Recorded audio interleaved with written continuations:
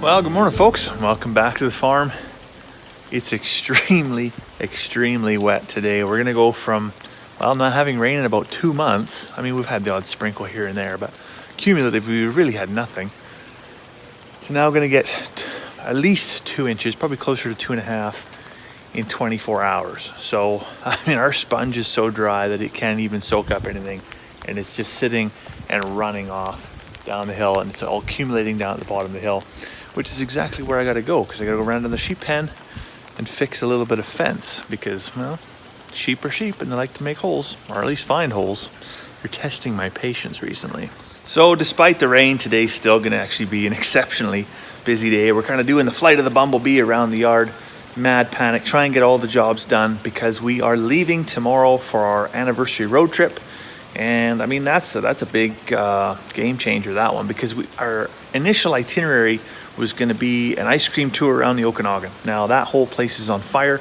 That game plan changed, and so now we're going to go out. It's going to be spontaneous. We don't know where we're going to end up. We're going to point the truck somewhere towards the mountains, and then once we hit the mountains, we're just going to keep going south, and we'll end up in southern Alberta somewhere-ish, somewhen-ish, before we end up coming home.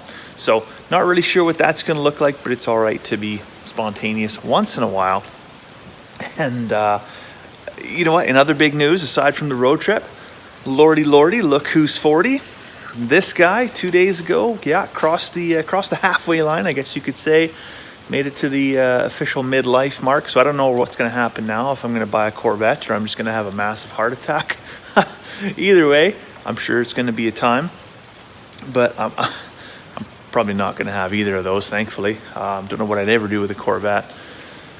Give me one of these any day. Anyways, no, we do have to get out into the rain, get some chores done, get some fence fixed, and make sure all the little jobs for the farm sitters are, you know, as made as easily as possible. Let's just say that. So I'm just over here at the pig pen, and it looks like disaster has struck.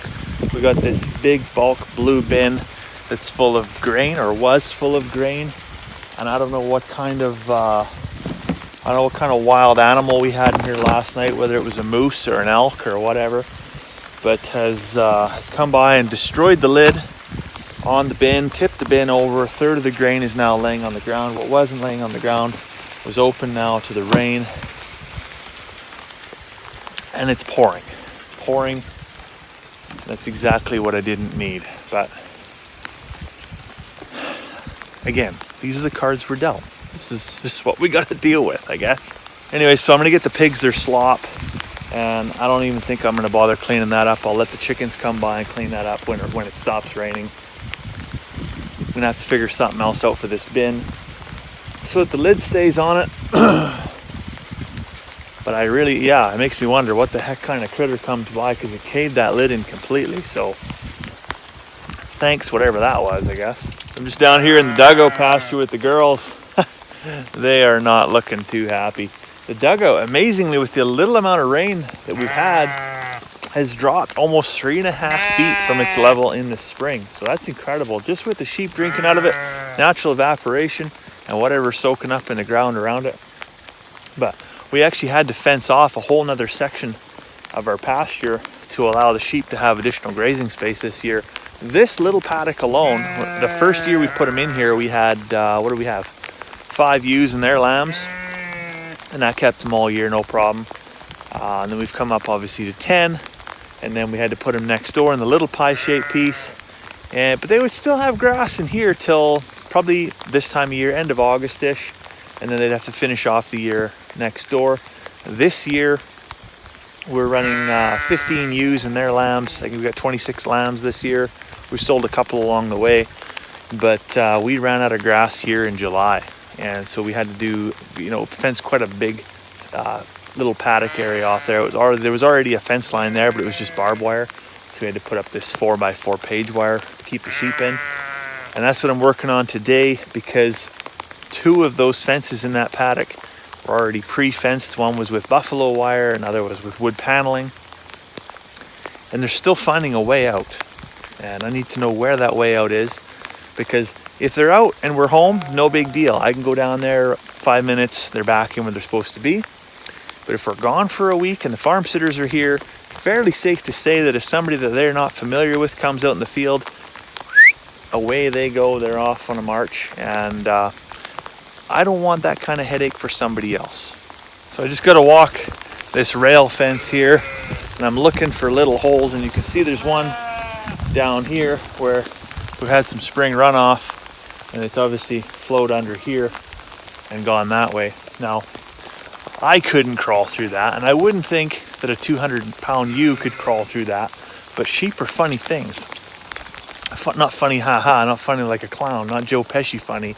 No, they're funny in the sense that if they can get their head and ears through something, then they can pretty much get the rest of their body through it. Despite the fact that their body's 3 times as wide as their head. I don't know what it is or how they do it, but they do.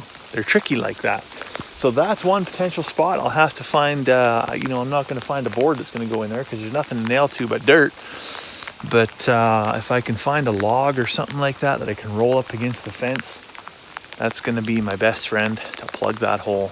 So I was able to get another piece of 2x6 over quite a wide hole that I found there. That's one of the challenges when your perimeter fence is this buffalo fence like this, because it's not welded and the weave is oftentimes quite loose. So when you're walking the perimeter, what you're actually looking for, I found a spot over here that shows what I was looking for. Right here, you can see there's wool on the edge, and that's usually where they've been broaching the fence. They've been pushing against it because they might have 7 morsels over here that are tasty, but they're going to go for the one morsel over there that the forbidden fruit per se. And if they push on this for long enough, they'll eventually open it up to the point where, again, they can get their whole body through there. And I mean, once they can go through, once they've learned that fence, they are just like the dinosaurs in Jurassic Park. Once they find a weak spot, they're just going to go right through. And they will test the fence in different spots every single day until they do find that weak spot. But we're solid for now. I had to plug one hole with some sticks and stones. That's because, again, it's in a dip, right? So I'm not going to be able to fill that with wood unless I screw something down there. But I'm going to have to pull this out in the spring because the water runoff does go through there. So I don't want to plug that too much because then the water's going to back up in our field. We still want it to be able to flow through. We just don't want the sheeps to flow through. Anyways, I am soaking wet straight through to my underwear, and that'd be a good time to go for a cup of tea. So I better let you go for now. I hope you have a fantastic, well, I'm hoping you get rain too, so I won't even wish you a dry day. I hope you have a fantastic day, and we'll see you next week when we get back.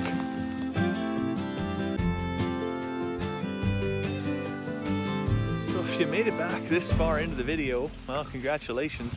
You get to help solve the mystery. Earlier today, we weren't sure what tipped over that big blue bin. Well, the mystery has actually been solved. I came over, I was moving some stuff around the yard, and sure enough, what did I see? But the biggest pig I have ever seen in my entire life. Not one of these, not one of ours. No, it was the neighbor's 700-pound boar that got out of his place a couple of days ago.